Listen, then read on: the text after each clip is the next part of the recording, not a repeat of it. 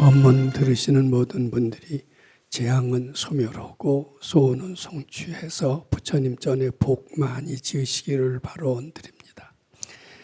오늘도 지난 시간에 이어서 건강한 사회인이 되는 길이라는 제목으로 말씀드리는데, 이 부제는 역시 지난주일과 동일하게 종교를 개혁하고 르네상스를 이룩하자라는 그러한 부제로 두 번째 시간 말씀드리도록 하겠습니다.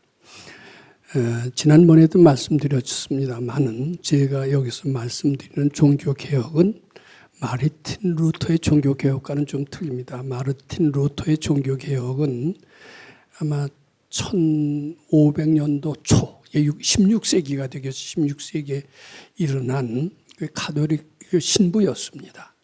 즉 신중심주의 신본주의 종교가 너무나 인간의 지혜를 말살하고 현실과 유리되어 있다라는 가르침을 아마 심각하게 그 피해를 느끼고 그 가르침의 패러다임을 바꾸자, 즉 인간 중심의 종교를 바꾸자 이렇게 주장했던 것이 종교개혁의 시초로 이렇게 생각을 합니다.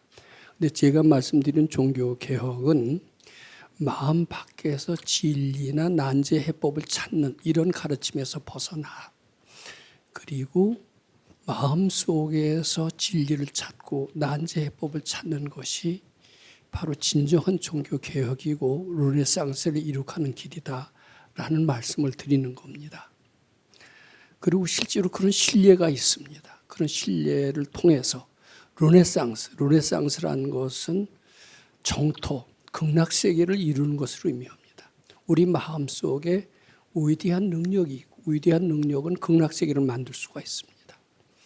그런데 그것은 기존의 편향된, 즉 마음 밖에서 찾는 이러한 가르침의 형태에서 벗어나서 내 마음속에 무한한 보배가 있다라는 가르침으로 돌아옴으로써만이 가능합니다.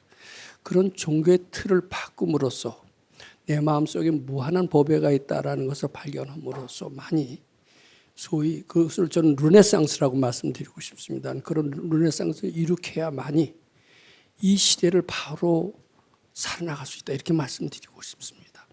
이 시대는 점점 종교의 위기를 맞이하는 시대입니다. 지난 시간에도 얘기했지만은 누가 뭐래도 4차 혁명 시대는 우리 바로 눈앞에 다가와 있습니다. 인간은 지금 인공지능이라는 거대한 기계에 의해서 완전히 인간 존재까지도 말살당한 위기에 서 있는지도 모릅니다. 이런 위기를 구원할 수 있는 길이 무엇일까? 그 전에 제가 어렸을 때 우주전쟁이라는 영화를 본 적이 있었습니다. 외계인이 지구에 날라왔습니다. 외계인이 지구에 날라왔는데 날라와서 여러 가지 행패를 부리는 거예요. 이게 미국에서 일어난 일인데, 미국에서 그 우주의 비행 물체를 향해서 뭐 소총을 쏘다가 박격포를 쏘다가 뭐 비행기에서 기총 쏘살하다 별걸 다 해도 끄떡도 하질 않아요. 나중에는 도저히 안 되겠다고 그래갖고서는 원자탄을 터뜨립니다. 이 비행 물체 원자탄을 터뜨려요. 원자탄을 터뜨려도 조금도 끄떡하지 않는 거예요. 야, 이제 원자탄에도 이기는 이 비행 물체 우리는 도저히 당할 수 없다. 이게 마지막으로 찾아간 게 어디냐면 교회였습니다. 교회에 가서 뭐 예수님께 열심히 빌었겠죠. 그랬더니 열심히 빌었더니 결국은 그 비행 물체가 드디어 항복을 하는 겁니다. 그러면서 거기 종교의 위대성을 나타내는 영화였는데 그 영화가 하도 재밌었어요. 제 중학교 때 본 영화였는데 그것은 다시 재방송되지 않는 것 같습니다. 근데 마찬가지로요. 이제는 그 뭐 UFO와 같은 비행 물체가 인류를 지배할 수 있듯이 지금 인공지능이라고 하는 거대한 좀 무소불위의 능력이 우리 인간을 지배하는 시대가 바로 눈앞에 와 있습니다. 모든 것은 자동화, 언택트, 그리고 모든 기적은 다 사라집니다. 종교의 영역까지도 인공지능은 다 차지할 겁니다. 모든 전문가들은 다 사라집니다. 이 시대에 정말 종교가 할 수 있는 일이 있어야 됩니다. 할 수 있다라고 봅니다. 그것이 금강경만이 할 수 있다. 저는 이렇게 말씀드리고자 합니다. 그러면 그런 시대에 살아남을 수 있는 위대한 가르침 금강경, 아마 이런 내용이 이 시간에 주된 발표 내용이 되지 않을까 이렇게 생각을 해봅니다. 그래서 이제 종교를 개혁하고 르네상스를 이룩하자는 이제 두 번째 시간을 말씀드리기 전에 르네상스를 일으키는 사람은 어떤 사람일까? 이것을 생각하게 됐고 세상 사람들을 한번 분류해 보자. 그 중에서 르네상스를 일으키는 사람은 어떤 사람일까? 이런 것을 한번 생각해 봤습니다. 저는 오랫동안 학교에서 생활을 했기 때문에 많은 유해 학생들을 상대해 본 적이 있습니다. 대부분의 학생들은 시키는 것을 잘 안 하는 학생들이 상당히 많습니다. 그런데 상당히 비교적 소수는 시키는 대로 아주 성실하게 잘해서 모범생이라는 소리를 들을 정도로 그런 학생들이 좀 있는 것 같아요. 그런데 아주 드물게 고등학교나 대학에서는 그런 학생을 찾아보기 어려울 겁니다. 그런데 대학원에 와서는 아주 드물게 시키는 것만 잘하는 학생이 아닙니다. 시키는 것은 당연히 잘할 뿐만 아니라 그 스승인 교수의 논문까지도 대신 써줄 정도로 뛰어난 창의력을 가진 학생이 어쩌다 있습니다. 그야말로 스승이 진정으로 바라는 학생일 것이요. 소위 옛말에 청출어람이라고 하는 그런 고사성어가 있듯이 스승을 능가하는 학생이요. 그런 학생은 문화를 창조하고 인류의 역사를 변화를 이룩하며 그리고 위대한 기적을 나타내는 사람이다. 이렇게 저는 말씀드리고자 합니다. 즉 사람은 세 부류가 있습니다.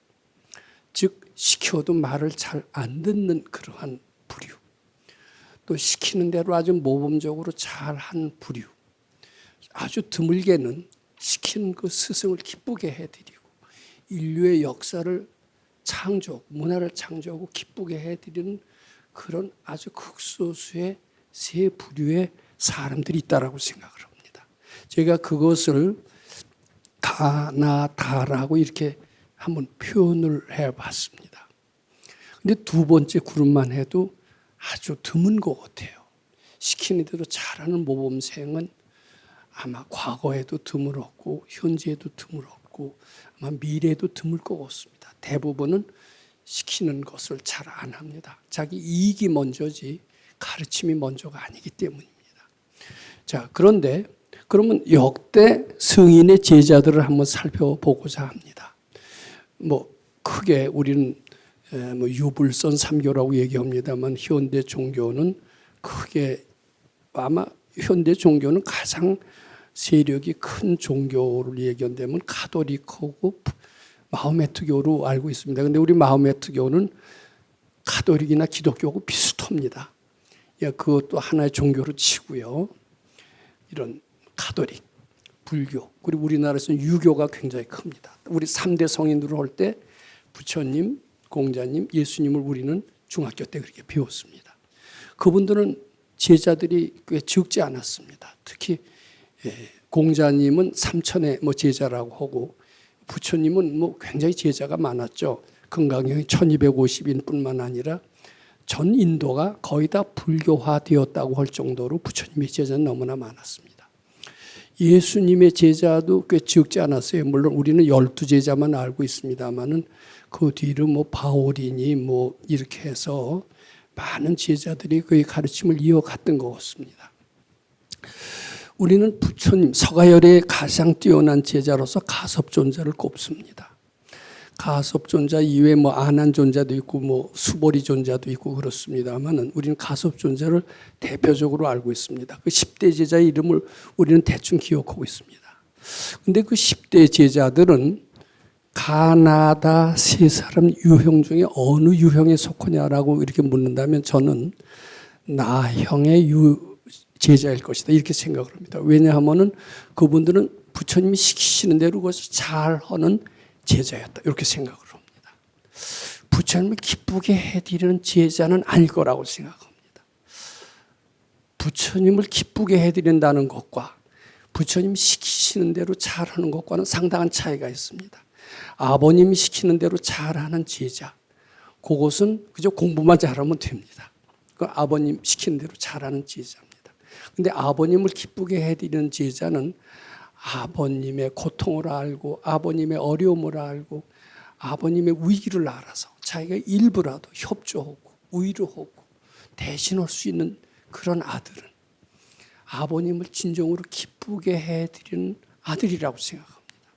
그런 점에서 볼 때 가섭존자는 부처님 제자 중에서 가장 뛰어난 제자이면 틀림없습니다만은 부처님 시키시는 대로 잘하는 제자가 될지언정 부처님을 기쁘게 해드리는 제자가 될까? 거기에 대해서는 저는 의문을 표시하고 있습니다. 실제로 부처님을 기쁘게 해드렸던 어떤 행적을 저희가 발견할 수 없기 때문입니다. 그다음에 이제 연대순으로 봐서 이제 공자님이 조금 뒤니까 공자님의 제자는 삼천이라고 하지만은 그분들 중에 가장 뛰어난 제자로서 흔히들 안현을 꼽습니다.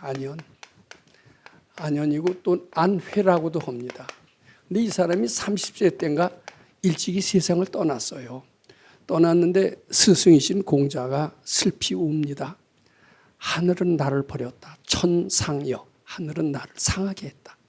그러면서 막 웁니다. 우니까 제자들이 그럽니다. 성인은 본래 희노애락에 흔들리지 않는데 어떻게 제자가 떠났다고 해서 이렇게 슬피 웁니까? 그랬더니 이럴 때 안 울고 내가 언제 우느냐 하면서 흐느꼈다는 얘기가 있습니다. 그 이제 공자님은 그 안현을 칭찬을 합니다. 어떻게 칭찬하냐면 불천노, 이 한자를 잊어버렸어요. 옹길천자입니다.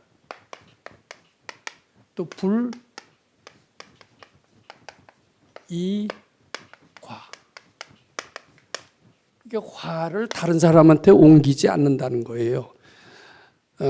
그러니까 이렇잖아요. 집에서 부부싸움을 하고 나면 학교에서 선생이 제자들한테 신경질 내는 사람이 있습니다. 그렇다면 이것은 화를 옮기는 거예요. 그런데 안회라고 하는 그런 제자는 화를 옮기지 않았다는 거예요. 근데 옮기지 않는 거 쉽지 않습니다. 한번 기분 나쁘면 그 연쇄 반응이라는 게 있죠. 연달아 화를 내요. 이게 중생적인 특징입니다. 전 가끔가다 우리 선생님을 훌륭하게 볼 때가 있습니다. 아침에 새벽마다 법문을 들어갑니다. 5명이 딱 들어가요. 근데 옆에 사람한테 막 뭐라고 질문하면 야단을 쫙 치세요. 그럼 두 번째 차례가 저 차례입니다. 저는 이제 겁에 질려 있어요. 왜냐하면 한번 화내면 연쇄 반응으로 그때 화내게 되기가 쉬우니까요. 우리 선생님도 이 사람 야단 쳤으니까 또 같이 공부하는 너도 마찬가지다 하고 저 때도 야단을 치시지 않을까 긴장했던 적이 있습니다. 제가 조심스럽게 질문을 합니다. 그럼 옆에 야단 쳤던 것과 전혀 다르게 따뜻하게 대해주는 것을 여러 번 봤습니다. 이게 화를 옮기시지 않는 것이 성인의 특징이다. 이것을 저는 알게 됐습니다. 그런데 이 안회라고 하는 사람은 화를 옮기지 않는다고 그래요. 그 다음에 불이과. 한 번 허물을 하면 두 번 다시 되풀이하지 않는데요. 우리가 한 번 실수하면 또 실수하고 또 실수하고 야단 맞고 큰 재앙이 생길 때까지 계속 실수를 되풀이하는 게 보통 중생의 특징입니다. 한 번 누구를 미워하면은 미워하다가 이제 사고를 타요. 이게 미워하다 보면 이렇게 재앙이 생기는구나. 이제 그러면 눈치 빠른 사람은 그 뒤에 화를 안 냅니다. 이게 화가 재앙의 근본인지를 알기 때문에. 근데 지혜롭지 못한 사람은 화가 나서 재앙이 생김을 알았어도 여전히 그 화를 내거든요. 이 허물을 자꾸 되풀이해요. 근데 안회라고 하는 사람은 이렇게 허물을 되풀이하지 않았다. 이 점을 공자님은 높이 평가했다는 얘기가 기록에 나옵니다. 근데 안회는 어질도다 회요. 이런 표현이 논어에 나옵니다. 참 어지럽다. 어지럽고 그렇지만은 저는 가나다 이런 표현 중에서는 역시 나형의 사람이다. 이렇게 말씀드리고 싶습니다. 그이는 시키는 대로 잘했을 뿐입니다. 공자님이 시키는 대로 잘했지만은 진정으로 공자님을 기쁘게 해드리는 무엇을 한 흔적을 모르겠어요. 속으로 안 보이게 했는지는 모릅니다만은 기록상으로는 정말 공자님 스승을 기쁘게 해드릴 무엇을 한 적이 있었을까? 그런 점에서는 상당히 저는 의문을 표시합니다. 어떻게 보면 서가열에 그럼 진정으로 기쁘게 했던 제자는 누굴까? 저는 물론 가섭, 당대 제자들은 기쁘게 한 제자라고 생각을 안 합니다. 그럼 서가열을 진정으로 기쁘게 한 그런 제자가 있다면 누굴까? 저는 역사상으로 뚜렷이 나온 것은 없었어도 그 뒤에 달마대사나 해능대사처럼 부처님의 가르침을 전 세계에 피면서 특히 달마대사 같은 경우는 많은 박해를 받았습니다. 양무제로부터 죽을 수를 다 당해가면서 그 가르침을 이 세상에 피게 했던 달마대사 같은 그런 제자는 비록 서가열에 돌아가신 뒤로 한 1000년 가까운 세월이 흘러서 서로 얼굴을 못 봤지만은 정말 서가열을 기쁘게 해드리는 보살 화생, 기쁘게 해드리는 제자라고 생각을 합니다. 아마 공자님을 기쁘게 해드리는 제자가 있다라면 역사상으로는 맹자 같은 분, 또 한참 주자학을 주자나 뭐 했던 뭐 정의 정오 같은 분들도 공자님의 뜻을 굉장히 기쁘게 해드리는 그런 제자가 아니었을까. 그 당대 안회 같은 분은 그게 기쁘게 해드리는 적극적으로 그런 제자는 되지 못했다 이렇게 생각을 해봅니다. 좀 부처님을 적극적으로 기쁘게 해드리는 제자야말로 진정한 제자입니다. 기쁨을 적극적으로 하는 제자. 이 제자는 종교를 개혁할 수 있고 인류를 구원해서 정토의 세계를 만들 수 있습니다. 르네상스를 만들 수 있습니다. 시키는 대로 하는 사람은 자기 행복만을 느낄 뿐입니다. 말하자면 소승불교의 제자나 똑같죠. 그렇지만 자기 행복을 느끼는 게 다가 아니다. 이게 서가열의 참뜻이 아니다.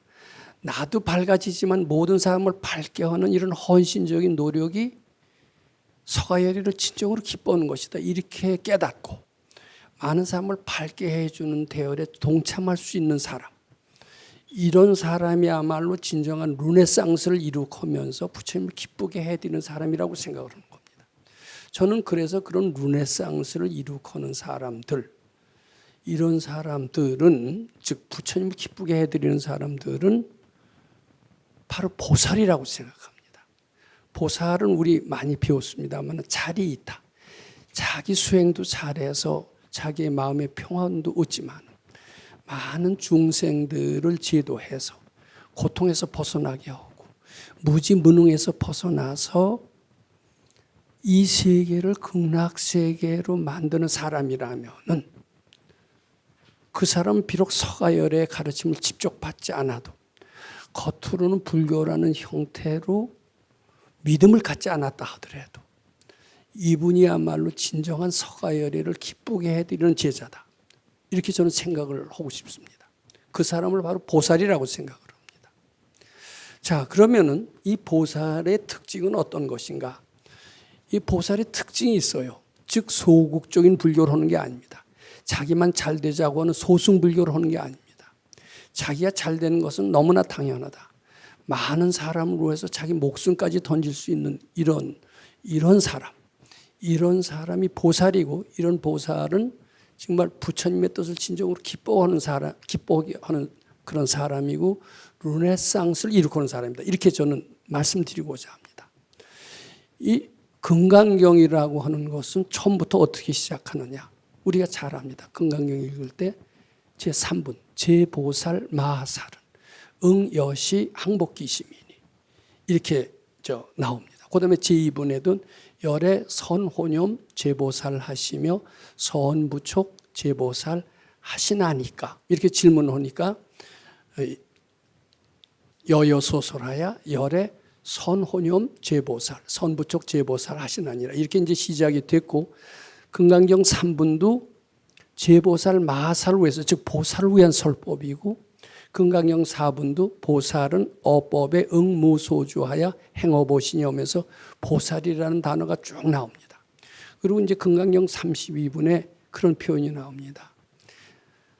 야규 선남자 선여인이 쭉 해가면서 발보살심자, 보살의 마음을 낸 사람이 이 지어착용의 내지 사구계 등을 수지독성하여 위인연설하면 기복이 승핀이라는 말은 나오듯이 보살이라는 단어가 가장 짧은 5천 몇 자 중에 보살이라는 단어가 가장 많이 나오는 단어 중에 하나고, 보살을 위한 가르침, 보살의 법식, 보살로서의 자세를 굉장히 강조하고 있다고 생각합니다. 그 보살은 어떠냐? 보살은 바로 금강경 가르침의 대명사입니다. 즉 각종 난제를 마음속에서 찾습니다. 실무유법이라는 표현이 자주 나옵니다. 내 마음 겉에 있는 현상은 내 마음의 표현이다라고 하는 것이 실무유법의 또 하나의 해석입니다. 그분들은 진리나 모든 가치를, 마음 밖에 있는 진리는 가치는 참 가치가 아니라고 생각합니다. 마음속에서 참 진리를 찾고 참 가치를 찾습니다. 난제를 해결할 때도 난제 해법을 마음 밖에서 찾질 않습니다. 자기 마음속에서 찾을 수 있다고 생각합니다. 그래서 난제 해법을 마음속에 찾아서 난제를 해결함으로써 뜻을 이룬다고 그랬는데 재앙을 소멸하고 소원을 성취한다라는 뜻이 포함되어 있습니다. 보살은 재앙을 소멸할 수 있어야 됩니다. 난제가 왔을 때 속수무책이어서는 보살로서 자격이 없습니다. 재앙을 극복하고 소멸할 수 있으면 물론 재앙을 소멸하고 뜻을 또 이루면서 극락세계를 창조해야 됩니다. 마음의 평화를 일으켜야 되고 많은 사람들을 구제해서 정토를 만드는 뜻을 일으켜야 됩니다. 그것이 보살로서의 자격 요건이다, 이렇게 말씀드리고자 합니다. 그래서 이 보살은 각종 난제를 당초 즉시에 해결합니다. 즉 보살의 자격을 갖춘 사람은 이제 수도장에 갑니다. 근데 지금 요새 스님들은 어떻습니까? 몇십 년 수도를 했어도 큰 깨달음도 못 얻고 나쁜 버릇도 별로 바뀌지 않는다고 제가 지난주에 말씀드렸습니다. 그런데 만일 보살이 발심을 해서 수도를 한다라면 난제를 몇십 년 가서 수도에서 바꾸는 게 아닙니다. 바로 바꿉니다. 즉 안회처럼 바로 불의과 허물을 바로 고칩니다. 고쳐서 다른 사람이 됩니다. 그리고 재앙이 생길 때도 열심히 기도하고 매달리지 않습니다. 바로 그 난제 해법을 자기 마음속에 있는 것을 알아서 그 난제를 해결합니다. 먼 훗날 난제가 해결된다는 것은 해결하지 않는다는 거나 다름이 없고 어떤 방법으로 해결됐는지조차도 우리는 그 이유를 모르는 겁니다. 저는 유명한 고환경의 얘기를 알고 있습니다. 고환경의 얘기는 불교 신자라고 하면 대개 이해할 수 있습니다만은 뭐 중국 어느 때 이야기라고 그럽니다. 그런데 그 사형수가 평소에 독실하게 이제 그 독실한 불교 신자였는데 억울한 누명을 쓰고 이제 그 사형장에 끌려 나가게 됩니다. 근데 평소에 독실하게 불교를 믿었던 그 공덕이 있었는지 사형을 당하기 며칠 전에 꿈에 어떤 분이 참 점잖은 분이 현몽하셔서 지금부터 내가 말하는 가르침을 쭉 기억을 해뒀다가 이것을 1000번을 읽어라. 그렇게 되면 사형장에 가서 집행되는 사형이 면허리라. 이제 이렇게 해갖고서는 쭉 무슨 보살, 마살, 부처님 명호로 됐습니다. 그걸 쭉 일러주었다는 얘기가 있습니다. 그래서 그것을 부지런히 1000번을 읽었다고 하는 겁니다. 1000번을 읽고 이제 아마 마음이 상당히 든든해졌겠죠. 꿈에 어떤 분이 나타나서 현몽을 했기 때문에. 그리고 이제 사형장에 갔는데 옛날에도 그렇습니다만은 그 칼제비한테 술을 먹인 뒤에 칼을 쥐어서 목을 치게 하는 그런 사형 제도가 중국에도 있었고 그런 제도를 아마 한국에까지 아마 받아들였던 것 같습니다. 근데 그 칼제비가 술을 먹고 빙글빙글 춤을 추다가 칼로 딱 내려쳤는데 칼이 부러지고 그이는 아주 끄떡도 안, 마치 쇠를 칼로 내려치는 것과 똑같이 끄떡도 안 했다는 거예요. 그래서 그것을 칼을 바꿔서 3번을 했는데도 여전히 칼만 부러지고 그 목숨을 죽일 수가 없어서 왜 그랬냐고 물었더니 이제 그의 꿈 얘기를 그대로 하는 겁니다. 꿈에 어떤 참 점잖은 사람이 나타나서 쭉 부처님 명호를 길게 외면서 이것을 1000번 이상 읽으면 죽음을 면하리라 이런 말씀을 하셔서 전 그대로 한 것밖에 없다. 그렇게 했다고 그럽니다. 그래서 나라에서 이상히 여겨서 그러면 정말 그런가 하고 그 사형수들한테 똑같이 이제 그 부처님 묘가 나오는 긴 그것을 외우게 하고 똑같이 사형을 집행해 봤더니 다른 사람들도 다 죽지 않고 살아났다는 거예요. 그래서 그 가르침을 고환경이라고 그럽니다. 이게 뭐 사실이 있었던 얘기인지 아닌지 저는 잘 의문이 가는 대목임에 틀림없습니다만 저는 그런 일은 있을 수 있다라고 생각합니다. 왜냐하면은 대개 자기가 죄 지었다라는 생각이 그런 사형 집행이라는 위기를 불러오게 되고 그 위기를 면하는 방법은 죄 지었다는 생각만 없애지면은 위기를 모면한다라는 그런 가르침이 통할 수가 있습니다. 그래서 나는 무식업으로 죄 지은 일이 없노라 이런 가르침을 자꾸 외우기만 했다고 쳐서 스스로 마음속에 지어지었다는 생각이 착각이고 본래 없음을 알게 된다라면은 그런 벌을 받을 이유도 또한 없어진다라는 가르침. 어떻게 보면 금강경의 가르침은 사실일 수 있다라고 생각합니다. 바로 고환경이라고 하는 불경은 나는 무식업으로 죄 지은 일이 없노라 하는 그런 가르침임에 틀림없습니다. 다 부처님 보살의 명호로 되어 있고 그것을 계속 읽을 때 자기의 죄 지었다는 생각이 부처님과 바꿔짐으로써 죄 지었다는 생각이 소멸될 수 있고 소멸되었다면 사형을 집행하려고 해도 할 수 없다라는 이런 사실, 그런 사실은 확실히 진리다. 저는 이렇게 생각할 정도로 그런 믿음에 대해서 상당히 익숙하다라고 생각을 합니다. 즉 보살은요 자기 재앙을 먼 훗날이 아닌 당장에 소멸하는 방법을 알아야 됩니다. 몇십 년 수도에도 나쁜 버릇이 고쳐지지 않는 이런 사람이라면 보살로서 자격이 없습니다. 재앙을 당장 소멸해야 됩니다.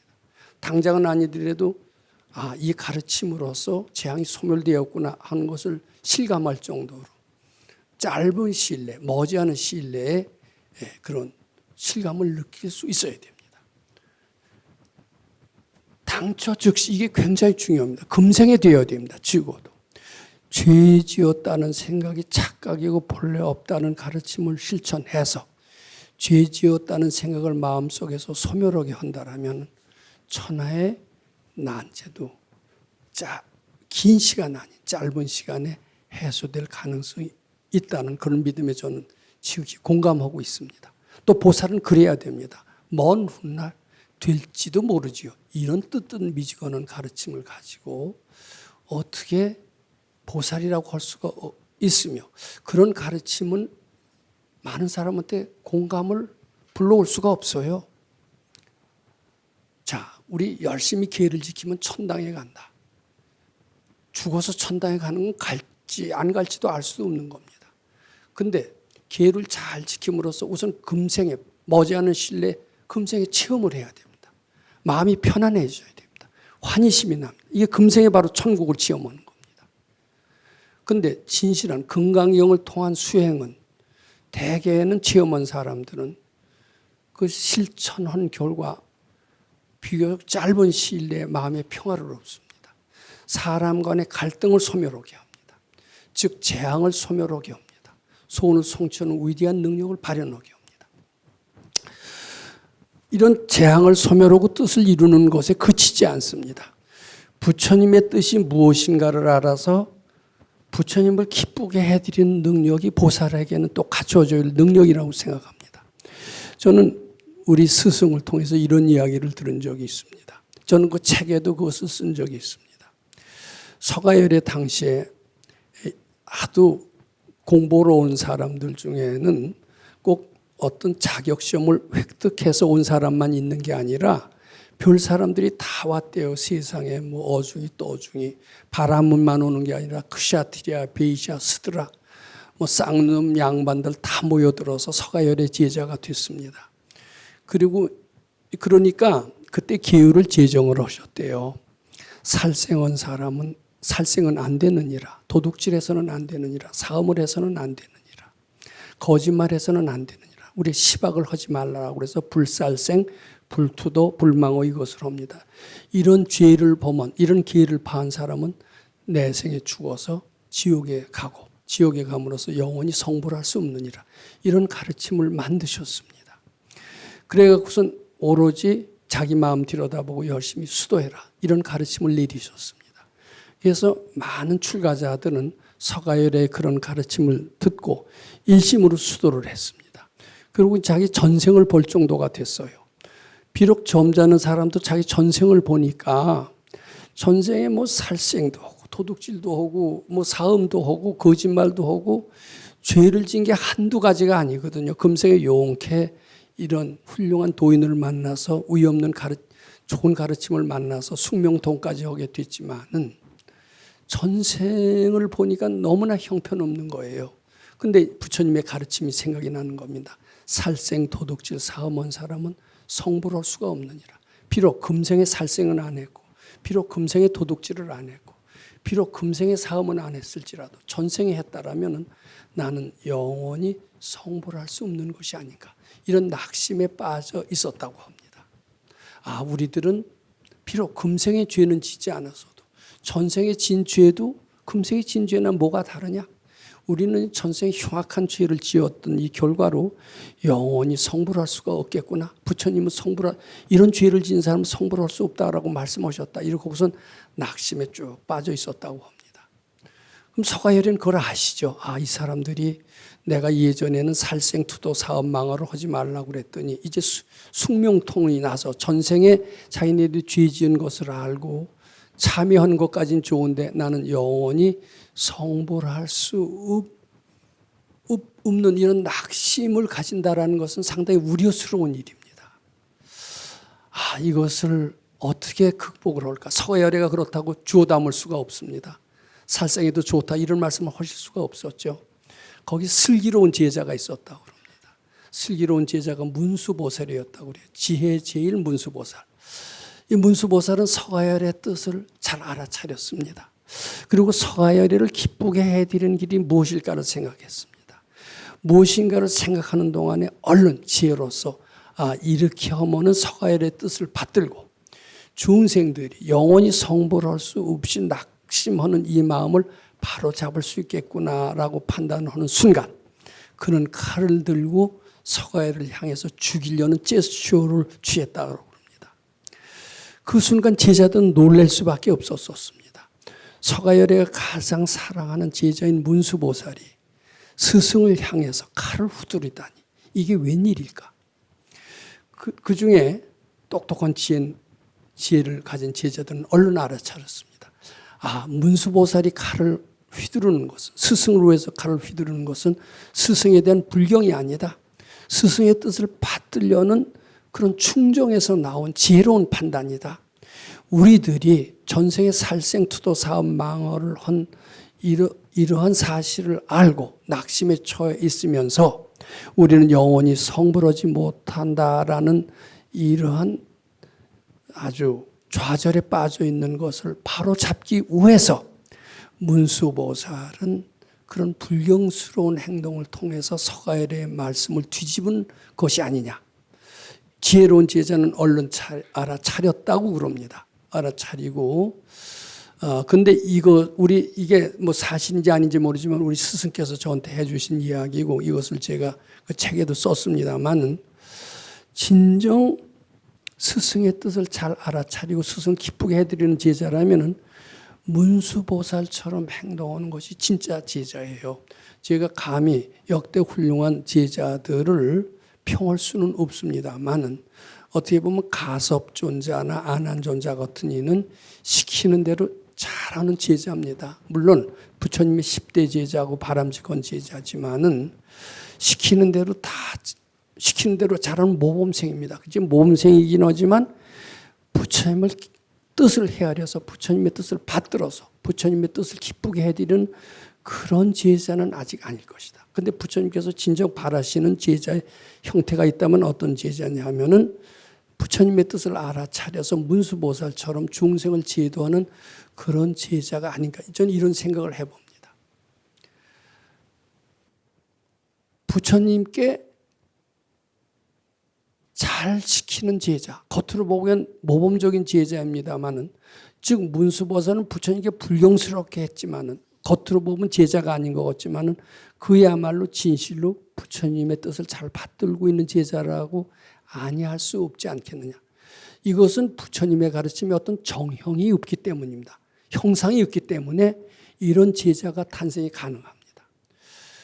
저는 여기에서 좀 더 우리 스승께 들은 이야기를 추가하고 싶습니다. 이 추가하는 이야기를 아는 것은 르네상스를 이룩하는 참된 제자, 부처님이 기쁘게 하는 참된 제자가 어떤 제자인가를 아는 데 매우 도움이 될 것 같습니다. 우리 선생님께서는 이런 얘기를 하신 적이 있습니다. 링컨, 이 사람은 물론 불교 신자가 아닙니다. 다 프로테스탄트, 개신교 신자입니다. 미국의 대통령들은 대통령 취임식 때 성경에 손을 얹고 선서를 합니다. 그런 정도로 미국에서는 기독교가 80%라고 합니다만 대부분의 대통령들은 기독교 신자고 예수의 가르침을 철저히 신봉하고 있습니다. 그렇지만 이분들은 부처님의 가르침을 실천하는 보살의 화생이라고 잠깐 얘기하신 적이 있습니다. 부처님의 가르침이 뭡니까? 형상이 없습니다. 정해진 형태가 없어요.